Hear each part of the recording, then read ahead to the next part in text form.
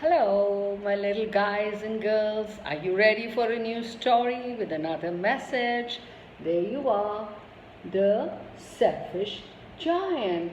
Have you heard this story? Well, this is about generosity. You know what generosity is? You don't? Oh, I'm sure you do. Okay, all right. What we know about generosity is that one should share one's belongings, even if one doesn't want to, with others, and bringing joy to others and sharing your happiness with others, sharing your blessings with others. And that can be far more fun, far more rewarding, and joyous. Try it. I'm sure your mom tells you, like I told you sometime before, caring is sharing. Sharing is caring. That's right. You got it right. Okay. So the selfish giant we have here. So now let's get started. Every day after school, a group of children who lived near a huge empty castle played in its enchanted garden.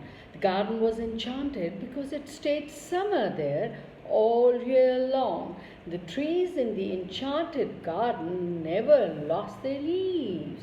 Flowers bloomed all year, and it never got cold there. It is indeed a magical garden. There are a lot of changes we see in our gardens according to the seasons. That's right. Sometimes it rained at the garden, but only at night time when the children were sleeping soundly in their beds, in their homes. The children, what did they do? Skipped rope, swung from the tree branches, and played games in the enchanted garden. When they got hungry, they plucked fruit from the trees and ate it as they enjoyed the sunshine that never ended. The children were happiest when they were in the garden. They loved to play there every day. Let's see what they are doing in this picture. Jumping, hanging from the branches, eating fruit. Look at the smile on their faces. So it stays spring in the garden all year round. The empty castle did not stay empty for long. It belonged to a giant who had been away for many years.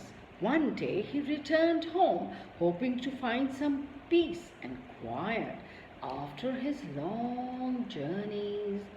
Instead, he returned to the sound of laughter in his garden. He did not like what he saw when he looked over the garden wall. There were children playing all sorts of games and eating the fruit from his trees. See, he's peeking from across the wall. Can you see it? Yeah, right. What are you children doing here? The giant shouted. This is my garden. The giant's booming voice startled the children. They were so shaken they could not answer the question. But then the giant was in no mood to listen to reasons why he should share his garden. He was a selfish giant indeed.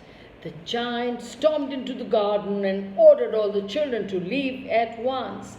Get down from the trees, he roared.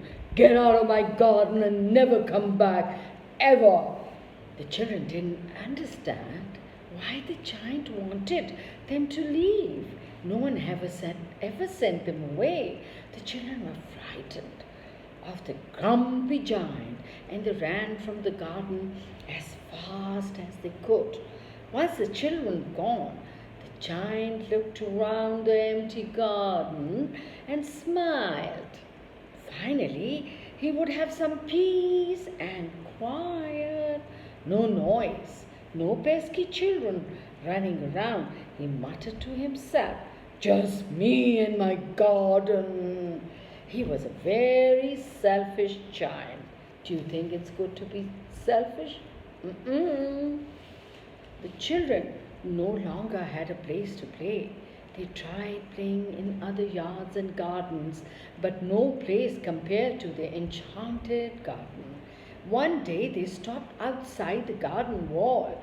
They thought that if they could at least be so close to the garden, they would once again be happy. They loved it so much. One curious boy who wanted to find out, wanted to see the garden with his own eyes. So he climbed up onto a friend's shoulder. I'm sure you've done that too many times. And getting some jars of cookies or chocolates from the kitchen top cabinet. Am I right? And peeked over the garden wall. The boy gasped at what he saw. The leaves of the trees were turning orange, right?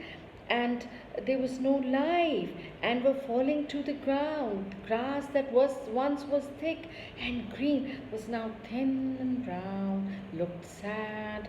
The flowers had wilted and the birds had flown away.